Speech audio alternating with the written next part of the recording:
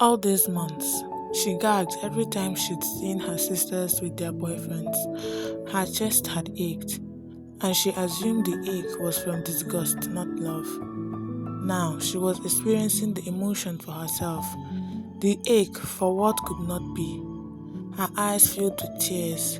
She loved Fallon, but she couldn't have him, even though he thought he wanted more from her. He said as much before falling asleep.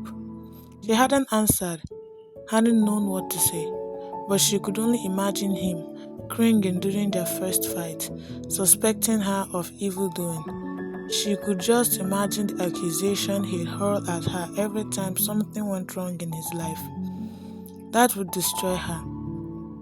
Better to walk away now and plan as planned. It was the only way her heart could survive.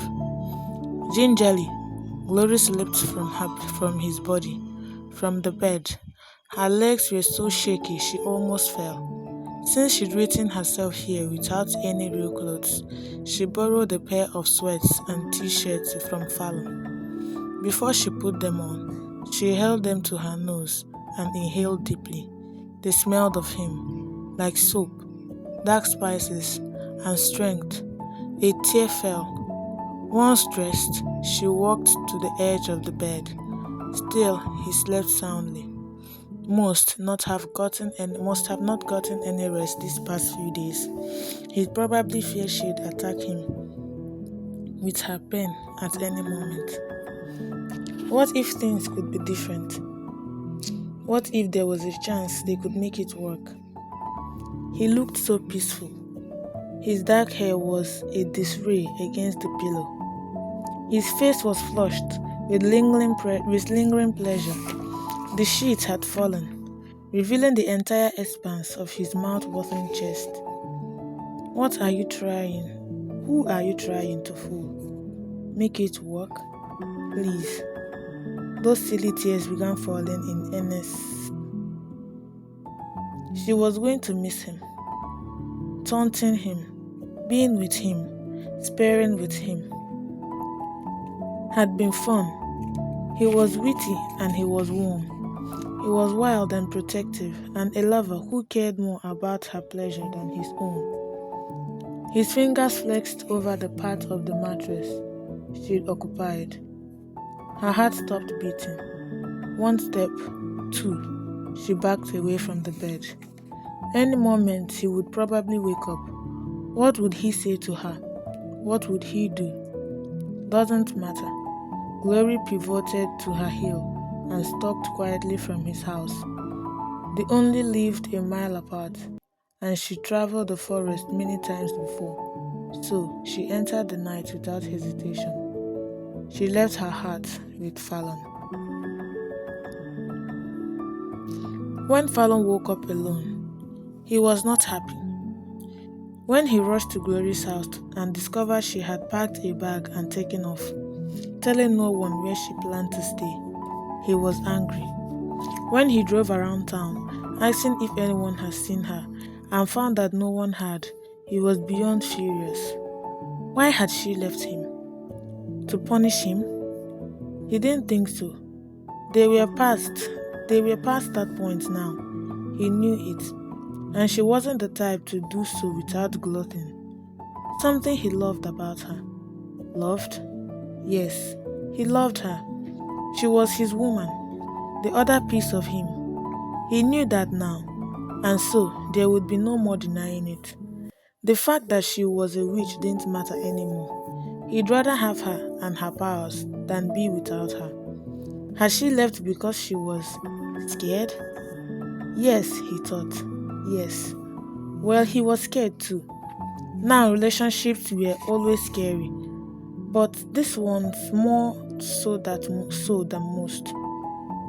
They'd been at odds for a while, but they'd also just had the best sex of their lives. Addictive sex. He'd just have to prove they could be together, that he wouldn't hurt her, wouldn't stop loving her. But how?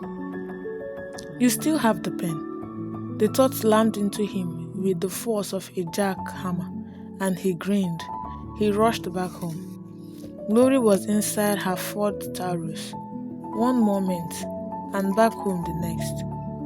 Brow puckered in confusion. She gazed around. What the hell? Her sisters were sitting in the living room, reading Witch Weekly. They glanced up at the sound of her voice. Oh, there you are, Godiva said. Where have you been? Evie asked. Fallon's been desperate to find you. She gulped, rubbed her stomach. Fallon? The pen. Damn it. He was using the pen. Why? She'd almost made a clean getaway. Had almost given them a clean break. Clean? Yeah, right. A knock sounded at the door. She whimped around, eyes wild. Oh, great goddess, was it Fallon? Another knock. This one harder. Well, aren't you going to answer it? Godiva asked. Open up, Glory. I know you are in there. I made sure of it. Fallon's deep dark voice filled her head, and she almost fainted. He'd truly come here. Why? He could have written her anywhere, but he'd written her inside her own home and knocked on her door. Glory, Evie laughed. Don't just stand there. If he was going to ask again for more from her than one night, she wouldn't be able to turn him down. She'd sobbed like a baby the entire drive away from town. In fact, her face was probably swollen and red even now. Where she'd been headed, she hadn't known. She just needed to put distance between them, or she would have forgotten all the reasons to stay away and gone to him. Please, he said. He sounded tortured. She could very easily imagine his hands resting on the door, his forehead pressing into the woods. Shaky legs walked her to the entrance. Her palm was sweating, so she had trouble twisting the knob. What was she going to find? Slowly, she pulled open the only thing blocking the man she loved from her view. Fallon stood there, wearing a trench coat and nothing else, not even shoes. She blinked in surprise. So, not what she had expected. What are you doing here? She managed to get out. Her sisters crowded behind her. Looking good, Fallon, Evie said. Nice, Godiva said. His cheek bloomed bright red, but his attention remained focused on Glory. I want you in my life. Her stomach twisted painfully. That wouldn't be smart. We'd fight. You'd hate me, fear my powers. As she spoke, she was shaking her head. You are different from the other witches I knew. I know that deep down, even though you had every right to be angry with me, you were never malicious. You think so now, but what about tomorrow or the next day? Again, he shook his head. Not gonna happen. You can't guarantee that, but I can guarantee that I love you. Her eyes nearly bugged out, his words echoing inside her brain. What? I love you, Godiva gasped. Oh my goddess, did you hear that, Evie? I'm standing right here, of course, I heard. Glory, what do you have to say to him? Give me a chance, he begged. I don't deserve it, I know. I don't, but I'll do anything to get it. I need you in my life. She covered her mouth with shaky hands.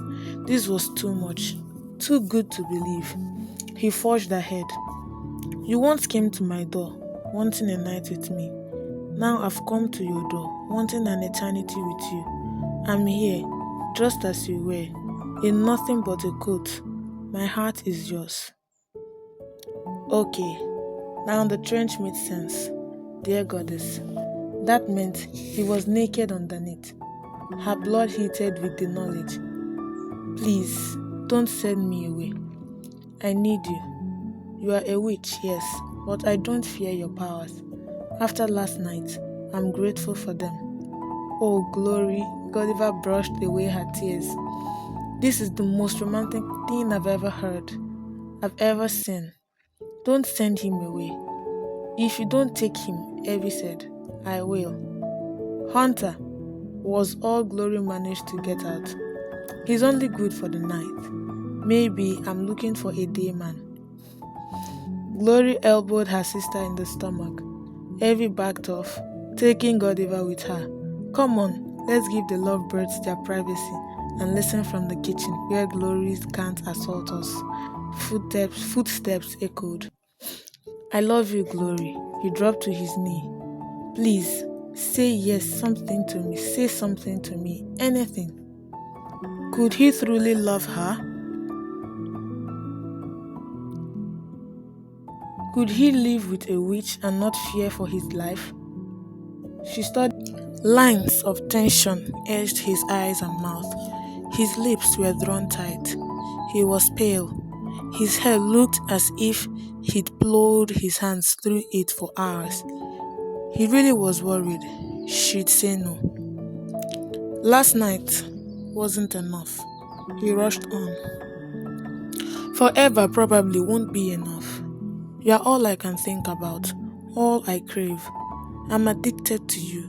I know you're scared, but I vow to you here and now to protect you, cherish you, trust you. I know you aren't evil. That's something you don't have to fear. I know you are good and pure, and I love you too, she finally said, making a leap, trusting him like she was trusting her. He was on his feet in the next instant, dragging her into his arms. Thank God. I would have had to write you into another scene if you'd rejected me. He placed little kisses all over her face. Not that I would have minded. She laughed as she wound her arms around his neck. Are you sure about this? I've never been surer about anything in my life. You are my witch and I love you. I can't believe I was stupid enough to ever push you away. Grinning, he spun her around. His head fell back, her hair flying, and she laughed again, joyful, content. He stopped, peered down at her, his grin melting away, burned as if it was by desire. Okay, now I'm turned on. That laugh of yours. Come on, she said, leading him to her bedroom and earning winks from her sister, who stood in the kitchen entry. I have the perfect spell for that. She shut the door, then proceeded to work her magic all over his body.